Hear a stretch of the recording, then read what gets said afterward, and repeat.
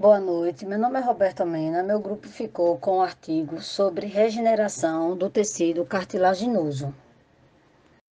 Na introdução, podemos dizer que o organismo existe tecidos que mantêm uma linguagem de células-troncos adultas, que sua função é para a reposição de regeneração tecidual. As mais abundantes são as de origem mesodérmica, que podemos chamar de CTMs, células-troncos mesequinas, que são encontradas em vários locais do nosso corpo, como músculos, medula óssea vermelha, folículos capilares, cordão umbilical, polpa dentária, tecido adiposo, ósseo e cartilaginoso. Nessa apresentação, vamos passar para vocês os principais processos relacionados com a morfodiferenciação e seu papel de regeneração do tecido cartilaginoso. O tecido cartilaginoso e os desafios para a regeneração. A cartilagem articular é rica em matriz extracelular. Encontramos condrócitos isolados e em grupos. Vamos observar essa primeira figura ao lado esquerdo, um tecido cartilaginoso. Ele não possui vaso sanguíneo, mas são nutridos pelos capilares. O que são os capilares? São vasos seguidos de parede delgada e pequenos calibre. Vamos observar também como ocorre esse crescimento. Existem dois processos: crescimento aposicional e o crescimento intersticial. Nesta figura, ocorre uma transição entre o pericôndrio e a cartilagem hialina. Comece a observar na parte superior da figura, tá aí o pericôndrio, certo? Que possui os fibroblastos, ok? O pericôndrio são células alongadas, tornam-se globosas e sua superfície irregular. Vocês estão vendo aí, ó, certo?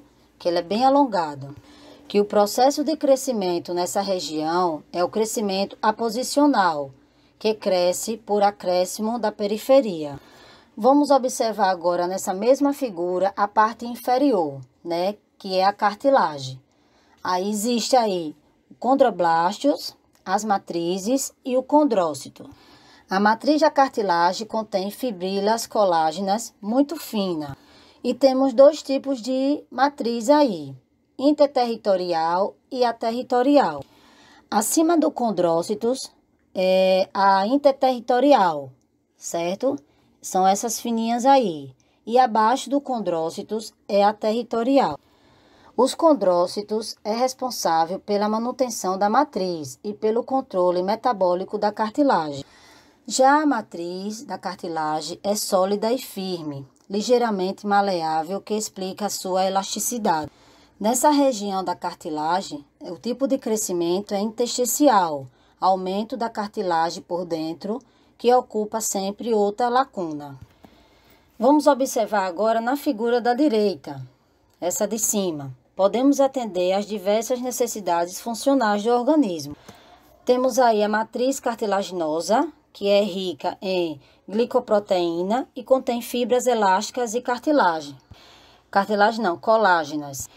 Temos aí o grupo, exógenos, são grupos de até 32 células, são originadas de um único condrócitos, eles aí bem juntinhos. Os condrócitos, são células compostas de matriz. E temos a lacuna, que são espaços vazios, que as cavidades da matriz ocupadas pelos condrócitos são chamadas de lacunas, que uma lacuna pode conter um ou mais condrócitos.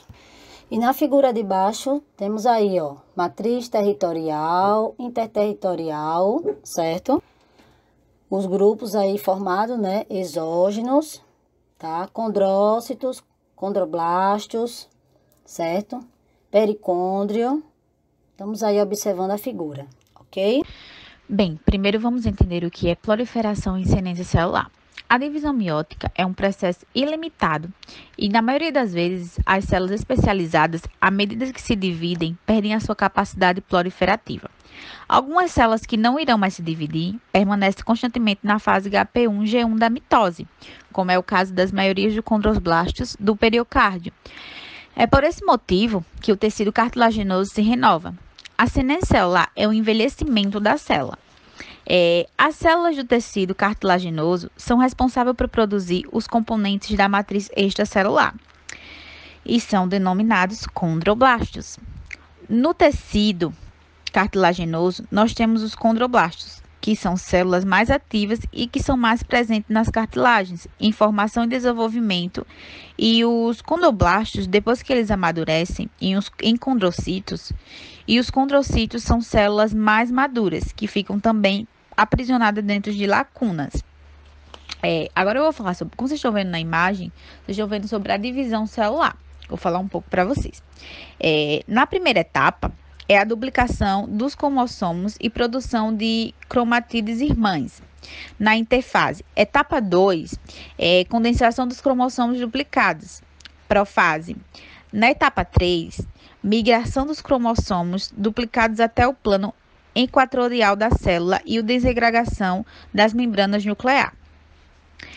Na etapa 4, deslocamento das cromatídeos irmãs de cada cromossomo duplicados até os polos opostos da célula. Etapa 5, descondensação dos cromossomos e formação de novas membranas nucleares. Etapa 6, formação de membranas entre as células filhas, citocineses, telofase. Para vocês entenderem mais um pouquinho, é assim. Na mitose, a divisão celular é o período em que a célula reparte igualmente o seu conteúdo, já duplicando na interfase em duas células denominadas células filhas. Na profase, desaparecem as cariotecas e os nucleicos, iniciando da condensação dos cromossomos que começam a se enrolar e migram dos centríolos para os polos opostos.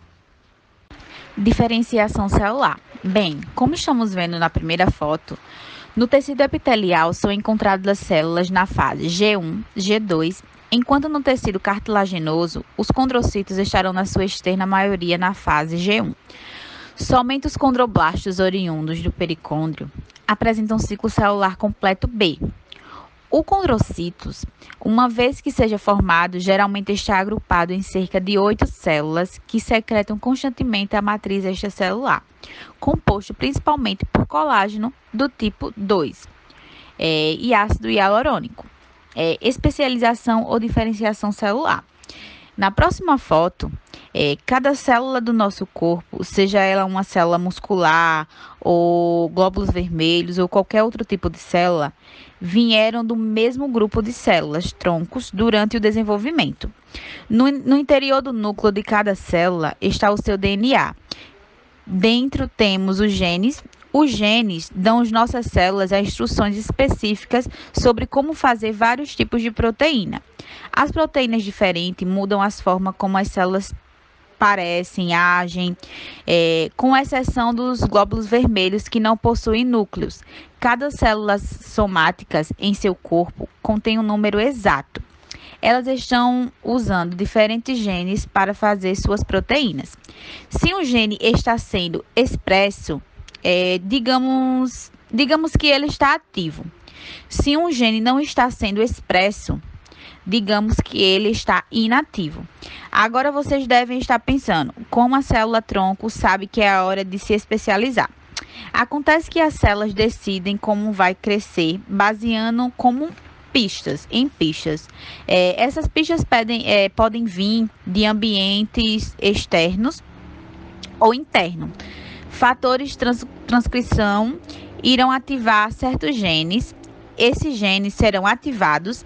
Quando o zigoto começa a dividir, esse valor fica isolado. Eles só acabam nas células que dividiram naquela região original e ficarão agrupados. Vamos falar agora sobre adesão e movimento celular e a produção de moldes escafólicos.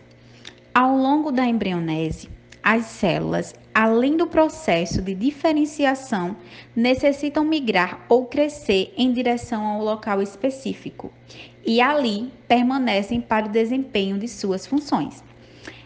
A adesão e movimento celular também estão relacionadas com a constituição arquitetônica dos tecidos e dos órgãos também.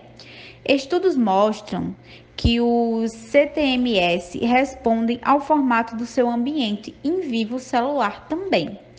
A formação e produção de scaffolds por eletrospin produz moldes formados por fibras que conseguem minimizar fisicamente uma matriz extracelular. Assim, cria um microambiente adequado para a diferenciação celular e tecidual. A criação das fibras de diferentes diâmetros por eletrospin é feita a partir do uso de soluções polímericas obtidas e aplicadas ao poliácido lático ácido glicólico. É um polímero que tem sido usado na produção de scaffolds por eletrospin porque é biodegradável, biossustentável e biocompatível. O uso de scaffolds à base de PLGO os estudos mostram que esse biomaterial consegue induzir o crescimento de diferentes tipos de células, fibroblastos, osteoblastos e condrícitos. Boa noite, professor. Boa noite a todos. Apoptose e inflamação na degeneração e regeneração da cartilagem. Gente, vocês lembram o que é apoptose? Se vocês pensaram em morte celular, é isso mesmo. Agora vamos aqui para essa imagem ao lado, onde nós temos os antígenos, mais as células natural killer. Os antígenos, gente, eles são substâncias estranhas ao nosso organismo. E as células killers, as células NK, elas têm um grande papel fundamental no processo de combate às infecções virais e células tumorais. Em seguida, temos o interferon gama, que ele ativa os monócitos. E pela via clássica, os macrófagos são ativados. Esses macrófagos, eles são ativados e participam como indutores da inflamação. E é denominado macrófagos M1. Esses macrófagos têm atividade microbiana e tumoricidas, certo? Por secretarem grande quantidade de citocinas e mediadores pró-inflamatórios, que são IL-1, IL-6, TNF-A. E logo após a fagocitose, gente, os macrófagos morrem por morte celular programada, que é aquela chamada apoptose. E a ativação alternativa, que mostra ao lado, né, envolve o estímulo de macrófagos com moléculas, com as interleucinas, que levam ao aumento de citocina anti-inflamatória e que induz o reparo tecidual. Aplicações clínicas de células-tronco na regeneração do tecido cartilaginoso. Gente, estudos revelam que o uso das células-troncos na regeneração é eficiente com muitos tratamentos, inclusive no caso de osteoartrite. E quais são as desvantagens? As desvantagens é que há uma necessidade cirúrgica e a cultura antes da utilização, podendo se desdiferenciar e produzir fibrocartilagem e não a cartilagem hialina. Os pesquisadores começaram a pesquisar o efeito da injeção intraarticular de CTMS no tratamento de osteoartrite. E quais são as vantagens nesse tratamento com essa injeção? É evitar o manejo cirúrgico. Em 2014, foi publicado por Joet o primeiro ensaio clínico, fase 1 e fase 2, como mostra a gravura acima, para avaliar a eficácia e segurança da injeção da cartilagem articular. Gente, as CTMS injetadas foram obtidas de lipossucção de gordura abdominal e foram testadas quanto à sua viabilidade e pureza. Os autores concluíram que a injeção articular de dose alta melhorou a função do joelho com osteoartrite e a dor, sem causar efeitos adversos. Gente, nessa figura que está circulada, nós temos células da massa celular interna sendo extraído do blastocito para obtenção de células tronco embrionárias. Conclusão. Apesar de os resultados de Joette serem animadores, Condon, na sua revisão sobre o tema, salientam que resultados de estudos adicionais, que envolvem vários protocolos, são necessários para realmente se comprovar a eficácia e a segurança desse procedimento. Além disso, esses últimos autores comentam que são feitas outras investigações voltadas para a melhoria da eficiência da diferenciação de CTMs em condrócitos por meio da análise da suplementação do meio de cultura com várias moléculas regulatórias, como incluindo TGF-beta1, 3, BMP2, 4, 6, 7, FGF2, IGF-1 e etc. Além desses, alguns compostos, como a dexametasona e o ATP, já mostram ação positiva sobre a condrogênese. Outra questão importante diz respeito às condições microambientais inflamatórias do local em que vão ser injetadas as CTMs. Evidências mostram que as CTMs têm efeitos imunossupressores e anti-inflamatórios. Entretanto, uma supressão da inflamação articular poderia potencialmente aumentar a eficiência da regeneração tecidual. E é isso, pessoal. Muito obrigada pela atenção de todos.